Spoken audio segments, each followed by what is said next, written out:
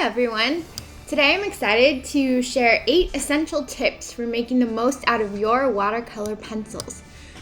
Whether you've never even picked up a watercolor pencil, you're an absolute beginner, or you're looking to refine your technique, I think these tips will help you create vibrant, dynamic works of art. Let's dive in! My number 1 tip is to keep them sharp.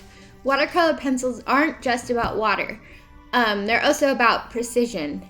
A sharp pencil ensures clean lines, defined edges, and more control when applying your colors.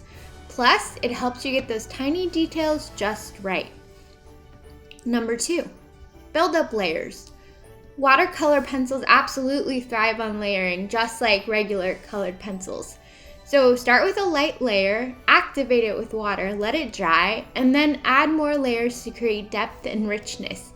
It's a very time-consuming and patience is needed, but the results are worth it. Number 3, definitely don't use too much water. It's really tempting to go all in with water because you're just like, oh, come on, I want to paint, I want to put water on. But with watercolor pencils, less is definitely more.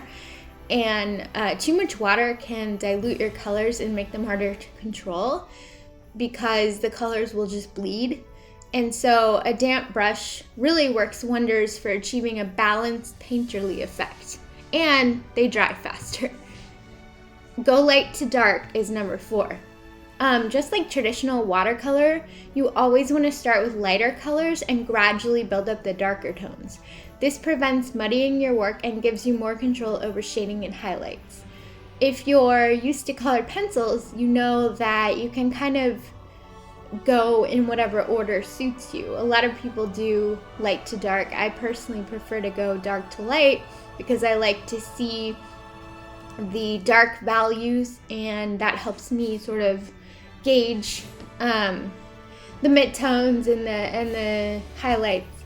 But, some people go light to dark, and the nice thing with colored pencils is you don't necessarily have to worry about which order you go in. But with watercolor pencil and watercolor, you do want to start light to dark, just because it's harder to go backwards with watercolor. You can't paint over it unless you have bleed-proof white, and so it's a better system to go light to dark.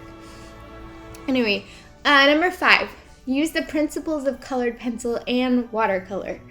So because watercolor pencils are a unique hybrid, you really have to embrace the best of both worlds. So you can use colored pencil techniques like hatching, cross-hatching, or blending for detail work, but then you treat the activated areas like watercolor, letting the water flow naturally. I'll kind of show you what I mean because I started with watercolor. I know how to get the pigment to kind of move using the brush and how to pick up pigment, and that is really helpful with the watercolor pencils.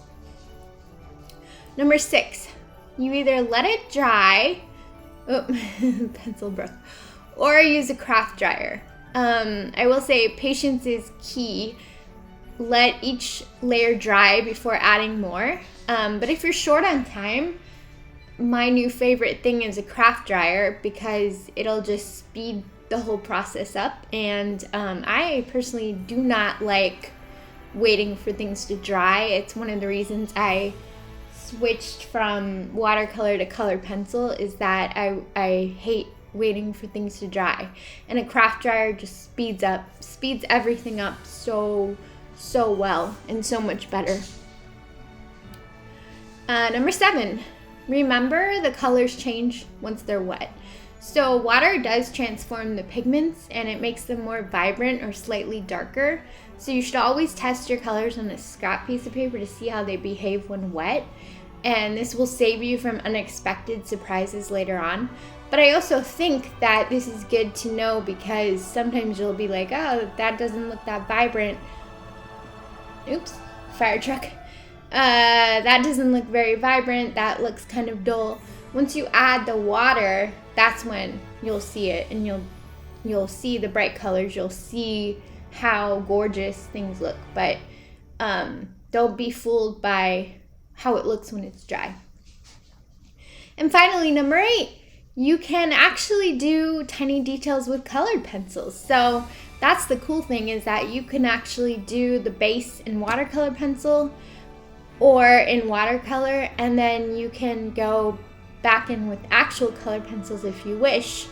And I actually prefer that because they're somewhat more sharp, I guess, or I don't know. For me, it's easier to add details with the colored pencils, but you can also use them to add texture or, you know, enhance the contrast if something didn't come out quite right.